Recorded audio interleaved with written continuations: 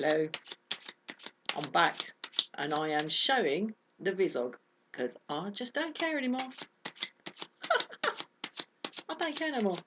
Now, the reason I've come back, and I would like to say huge thank you to all those who have not unsubscribed from me.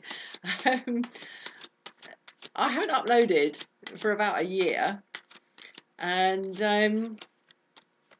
yet so many of you are still with me. And part of the reason I've decided to do this today is that a couple of days ago I had two completely separate, unconnected messages about this, about my readings. So I thought, maybe it's a sign. I don't really go in for all that, but then I guess I do a little bit because I read tarot. So anyway, here we go. 3 major arcana cards. No messing about. Right, let's go. It is Thursday, the 1st of October, 2020. Ooh. Do you know, at the beginning of this year, I went to a gong bath locally here, and I got gonged, and I was sitting there in meditation. I had to sit up because I thought I was just going to come out of my body after a while when I was lying down. And I was sitting there and I just had this feeling like something was coming. Something was coming. A wave. A massive, silent, inexorable, non-negotiable wave. Of course I had no idea. Anyway, let's move on. 3 major arcana. I don't think I'm going to do reversals today, so I'm not showing you the cards down on the flat like I used to. I'm just going to hold them up to the camera, like some people do. Let's go. Okay. So, Thursday, 1st of October, big old full moon. Bit of a popper, this one, as I understand it, with the astrology. Here we go.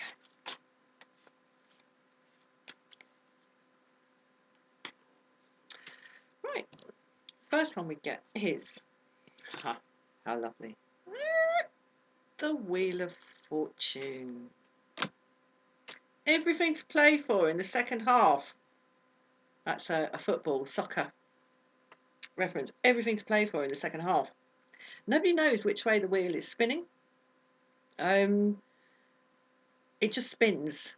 And whether it's upside down or the right way up, it's still spinning in the same direction. It's all spinning in the same direction. The earth spins in the same direction. The sun spins in the same direction. The earth goes in the same direction around the sun. The moon goes in the same direction. Everything, there is a big axis at the centre of everything.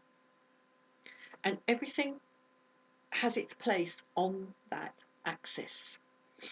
And because there are all these different bodies spinning, whichever point at which you kind of look into this great spinningness around this central axis, you're going to see it at a different point. You're going to get a different viewpoint. But of course, it's always worth remembering that we too are spinning on our own axis. So everything is moving. It's not up in the air like it's gone boom like this and then it's, well, we'll see what comes out in the rest of the cards. But we see here there is a fixed centre to this. All right? There's a fixed centre. And what I find interesting suddenly about this, and I've seen this for the first time, is that there's an axle and there are spokes and there are fellies and there are the different sort of parts of this wheel. But it's not attached to a vehicle. So it's just turning. It's just turning. And it's not like the chariot. I mean, the wheel is quite similar in this deck to the wheels on the chariot. But it's not driving a vehicle. It's simply turning. This endless cycling movement. But as I say, the axis around which everything is turning is fixed. So there's both certainty and uncertainty in this. As I say, you look into these constellations of things moving. Things are never going to be in the same place twice, all the elements, and yet there is this fixed centre. Beautiful. Okay, now there's a fixed centre for us. Justice. Man, and suddenly I see that sword as the axle on which the wheel of fortune turns. It's that sword, that justice, that truth, that rectitude, that correctitude, that rightness embodied in that sword around which everything else is turning. It can't escape. Nothing can escape that sword. Oh, man, the times we're living in. The times we're living in. And there's another axle here, or rather a fulcrum, here on the scales, at which she is gazing, upon which she is gazing so peaceably. We had this movement, this kind of pendulum fulcrum thing going on as well. Different type of physics going on there, but also a fixed point in the middle.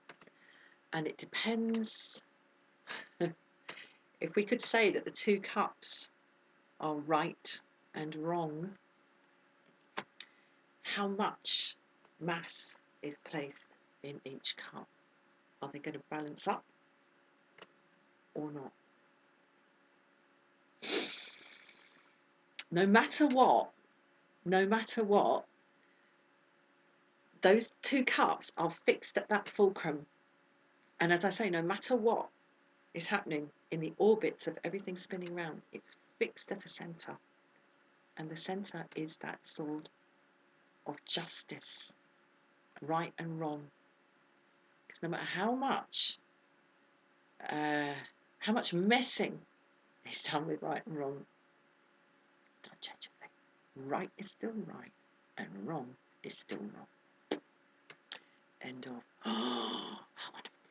Stop. Okay. Oh man, again, look, two vessels. We had two cups, two like dishes here on the scales. Here we've got the two vessels pouring away. Now, what I'm interested in here, what is pouring out? Where is that coming from? What she's pouring out? Because it's like she's pouring it from some source into that body of water that's just flowing and flowing and flowing. So we have an eternity of flow here, and the spirit of hope just adds and pours of itself into the water of life. That, my friends, is a beautiful reading to come back with. And I'm just going to leave it at that. Everything's turning on a fixed axis. Everything's balanced on a fixed fulcrum. Everything is pouring in eternally from an unending source of hope. Thank you for watching.